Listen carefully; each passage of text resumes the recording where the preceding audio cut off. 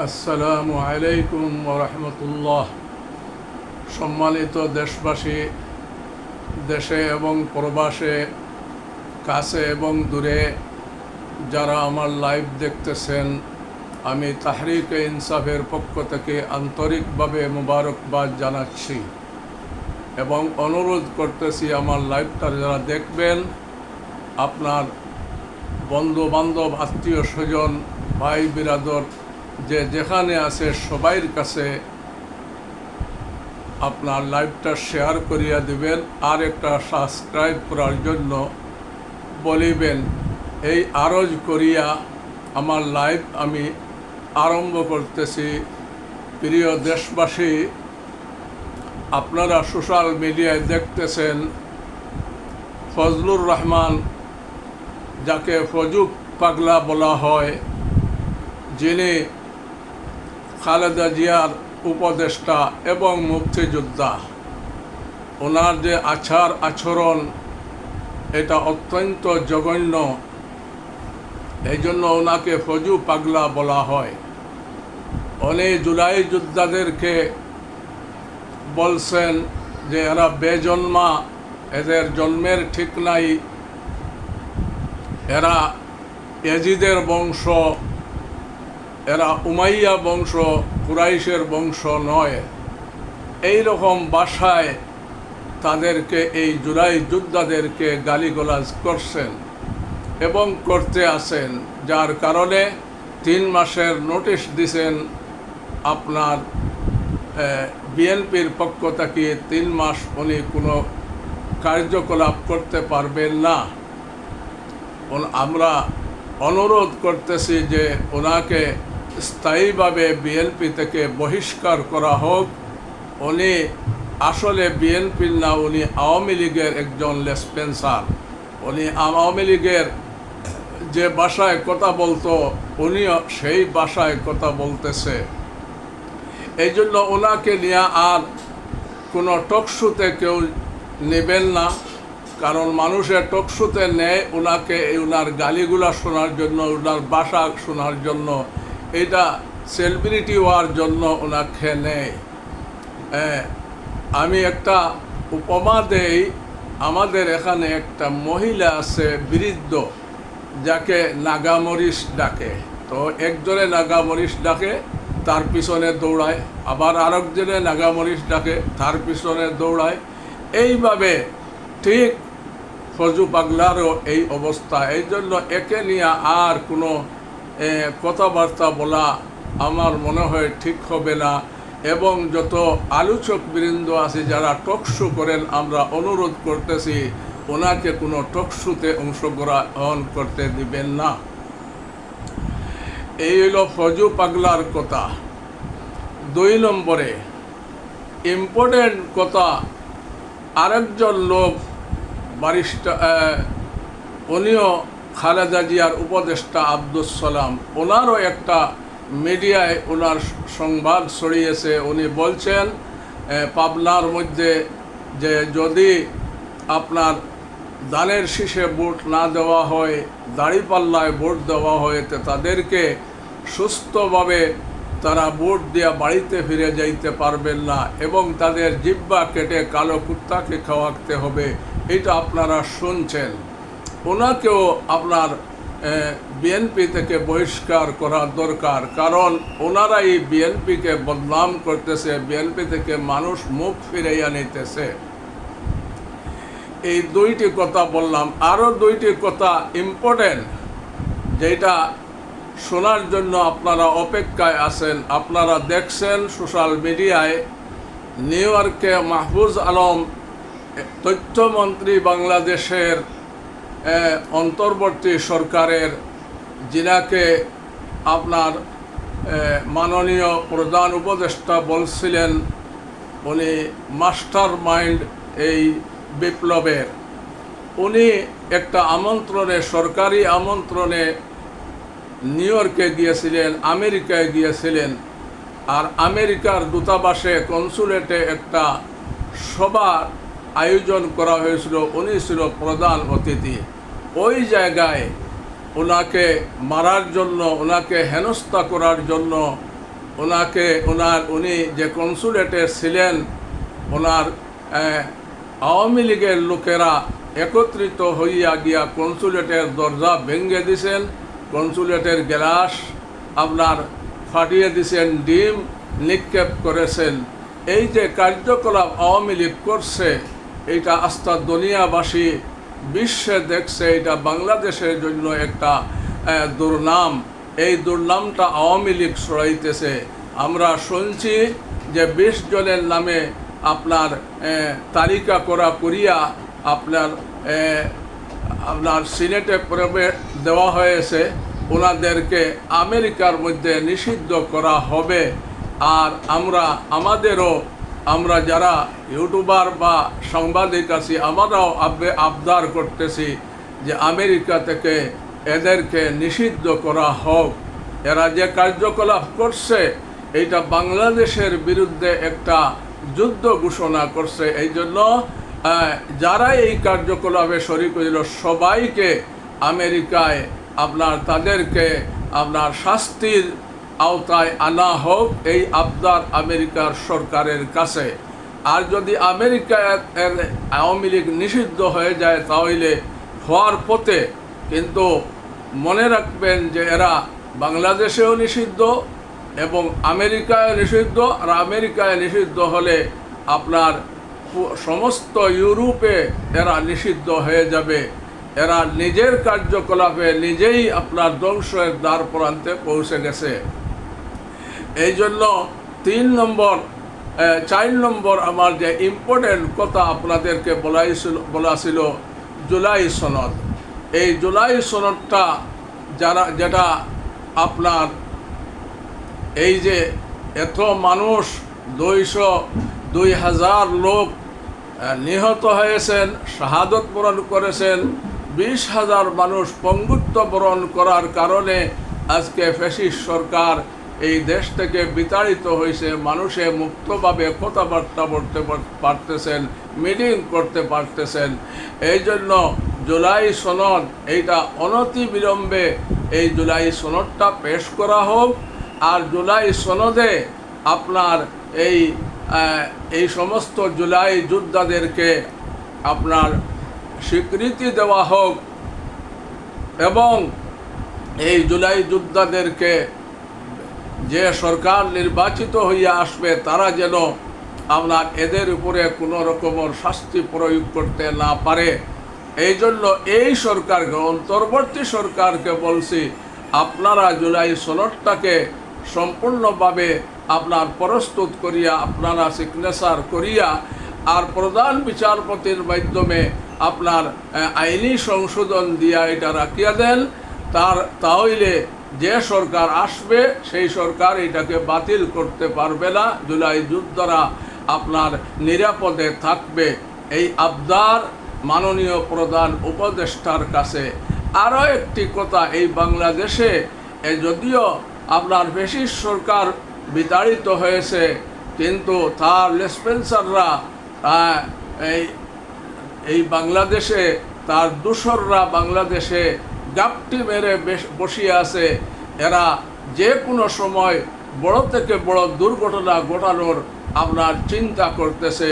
আপনারা সোশ্যাল মিডিয়ায় দেখছেন, এস আলম গ্রুপের সাইফুল ইসলাম, উনি ইন্ডিয়ায় গিয়া, ভারতে গিয়া, দিল্লিতে হাসিনার সাথে বসিয়া 4,000 কোটি টাকার লেনদেন করছেন, 2,500 টাকা নগদ দিয়ে আসছেন, যে এই টাকা ব্যয় করিয়া বাংলাদেশের সরকার, ইউনিট সরকারকে পতন ঘটাইবেন। এইটাও সোশ্যাল মিডিয়ায় ভাইরাল হয়েছে। এই জন্য এনসিপি যোদ্ধাদেরকে বলছি, জুলাই যোদ্ধাদেরকে বলছি, আপনাদের মধ্যে যে কুন্দল আছে, আপনারা কুন্দলটা মিটাইয়া ঐক্য গঠন করেন। আর যত ইসলামী দলগুলো আছেন, আপনারাও তাদের সাথে সহযোগিতা করেন, যারা ফ্যাসিস্ট সরকার আর বাংলাদেশে ফিরিয়ে আসতে না পারে, তাদের দূষররা বাংলাদেশে কোনো অরাজকতা করতে না পারে। আমরা পরস্পর শুনতেছি যে নভেম্বর ডিসেম্বরে তারা এই রকম পরিস্থিতির সৃষ্টি করবে যে যেন বাংলাদেশে কোনো নির্বাচন না হয়, আর আপনার গৃহযুদ্ধের গৃহযুদ্ধ লাগবে, আর গৃহযুদ্ধ লাগাইয়া আর হাসিনাকে আবার বাংলাদেশে প্রবেশ করাইবে। এই জন্য আপনার সমস্ত দলকে, শুধু জামাতে ইসলামী আর শিবির না, ইসলামী সমস্ত দলকে এবং জাতীয়তাবাদী ছাত্র দলকে আমি আরজ করতেছি, আপনারা সোচ্চার থাকেন। এদের এই কার্যকলাপ থেকে আপনার সাবধান থাকেন, এদের মোকাবেলা করার জন্য প্রস্তুত থাকেন। আর মাননীয় প্রধান উপদেষ্টাকে আরজ করতেছি, আপনার আমলাতন্ত্রের মধ্যে, অন্তর্বর্তী সরকারের মধ্যে যারা যে আপনি কাজ করতে পারতেছেন না, যারাই ফ্যাসিস্ট সরকারের দূষর, এদেরকে আপনার অন্তর্বর্তী সরকার থেকে আপনার বহিষ্কার করেন সচিবালয়ে। এবং যত পুলিশ আছে যারা দুষ্কৃতিকারী এখনও জায়গায় জায়গায় বসিয়ে আছে, এদেরকে আপনি অনতি বিলম্বে এদেরকে চিরুনি অভিযান চালাইয়া এদেরকে ধরেন, গ্রেফতার করিয়া আইনের আওতায় আনিয়া এদের বিচার করেন। আর বিচার এবং সংস্কার এই দুই কাজ না করা পর্যন্ত আপনি নির্বাচন দেবেন না। আপনার কাছে আরো আগে বিচার করতে হবে এই 2000 শহীদ এবং এই যে 20,000 আহত যাদের চক্ষু নাই, হাত নাই, পাও নাই, পঙ্গুত্ব বরণ করেছেন, তারা এই যে রক্ত দিয়েছে, এইটা বৃথা যাবে না, এইটাকে বৃথা হতে দিবেন না। আপনি বলছেন আপনার এনসিপির উপরে এবং কিছু দলের উপরে আপনি ক্রুদ্ধ হইয়া আপনি পদত্যাগ করবেন, মেহরবানি করিয়া আপনি পদত্যাগ করবেন না। আপনি যে কথা না শুনে তাকে বরখাস্ত করিয়া দেন, যে পুলিশ অফিসার কথা না শুনে তাদেরকে বহিষ্কার করেন। আপনি নতুন পুলিশ নিয়োগ দেন, নতুন বিজেপি নিয়োগ দেন, নতুন আনসার নিয়োগ দেন। যারা কথা শোনে না এদেরকে আপনি বহিষ্কার করেন আর দেশকে সুরক্ষা দেওয়ার জন্য চেষ্টা করেন। আপনি অনেক উন্নতি করছেন দেশের, এই জন্য আপনাকে ধন্যবাদ জানাচ্ছি তাহরিকে ইনসাফের পক্ষ থেকে। এবং যে সমস্ত ইসলামী দল আপনার একত্রিত হইতে পারে নাই, যারা বিভিন্ন কৌশলে বিভিন্ন লোকের কাছে আপনার বিভিন্ন দলের কাছে বিক্রি হইয়া যাইতেছেন, তাদেরকে আরজ করব আপনারা একত্রিত থাকেন, সব ইসলামী দল ঐক্য গঠন করেন। আপনারা যদি আলাদা কোনো দলের সাথে আপনার লিয়াজু করেন তাহলে আমও হারাইবেন, সালাও হারাইবেন। এই জন্য মেহরবানি করিয়া আপনার দোষ ত্রুটি সবার ভিতরে থাকতে পারে, মত বিরোধ থাকতে পারে, আদর্শগত কিংবা আকীদাগত, কিন্তু ঐক্য গঠন করতে কোনো এইগুলা বাধা থাকে নাই। এই জন্য আপনার সমস্ত ইসলামী দলকে যারাই আছেন সব এক প্ল্যাটফর্মে আসিয়া একই আপনার ছায়াতলে, একই ছাতার নিচে একত্রিত হইয়া একটা বাক্স নিয়ে আপনার নির্বাচনের জন্য প্রস্তুত থাকেন। এই আবদার আপনাদের খেদমতে। আর মাননীয় প্রধান উপদেষ্টা, আপনার কাছে সমস্ত জনগণ আছে, কিছু সংখ্যক লোক যারা আপনার বিরোধিতা করতেছে, আপনি ঘাবড়াইবেন না, আপনার মন ক্ষুণ্ণ হইবেন না, আপনি সাহস নিয়া আপনি কাজ করে দেখবেন। আপনি 2-4-5 জনের ফাঁসি কার্যকর করেন, আপনার দেখবেন সব নিস্তব্ধ হয়ে যাবে। আপনি বিচার কাজটা এবং সংস্কার কাজ যা হয়েছে এগুলো আপনি সিগনেচার করিয়া প্রধান বিচারপতির মাধ্যমে সংশোধন করিয়া আপনার বৈধ দিয়া আপনার রাখিয়া দেন। আর বিচার কাজটা এটা অনতি বিলম্বে করেন। বিশেষ করে জিয়াউল আহসান, একে 130 জন তার মুখে স্বীকার করছে, এসে হত্যা করছে, একে আপনার 1 সপ্তাহের ভিতরে তাকে ফাঁসির কাস্টে ঝুলান। এবং আরও যারা আপনার ফাঁসির দণ্ড আসামি, এদেরকেও আপনি 1 মাসের ভিতরে আপনার ফাঁসির দণ্ড দিয়ে দেন।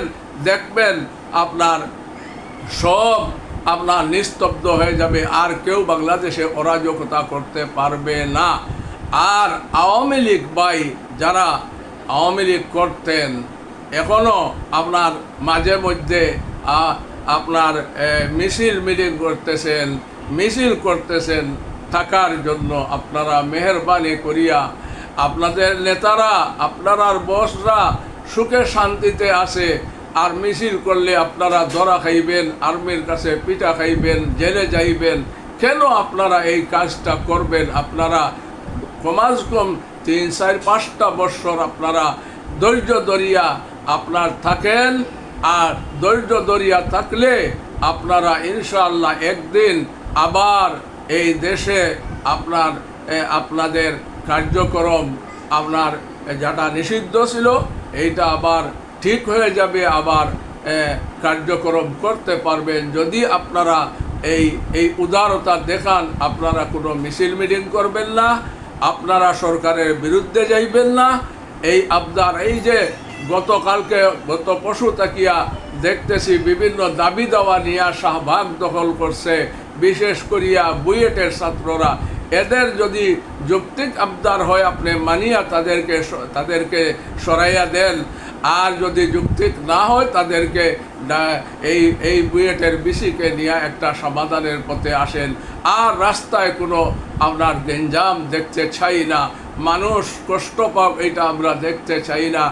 আর বিশেষ করিয়া আপনার সমস্ত বাংলাদেশের মানুষের কাছে আবদার করতেছি যে আপনার কোনো দুর্ভোগ মানুষের সৃষ্টি করবেন না। আপনাদের এই সরকার হইল 3টা কাজের জন্য। একটা হইল আপনার সংস্কার কাজ করবেন, বিচার কাজ করবেন, আর নির্বাচন দিবেন। আপনারা এই সরকারের কাছে সব দাবি দাওয়া নিয়ে আসতেছেন। এই ডক্টর ইউনূস সাহেব কী করবেন? অন্তর্বর্তী সরকার কি করবেন? আপনাদের দাবি দেওয়া এই সমস্ত নির্বাচিত সরকার আসার পরে আপনারা করবেন।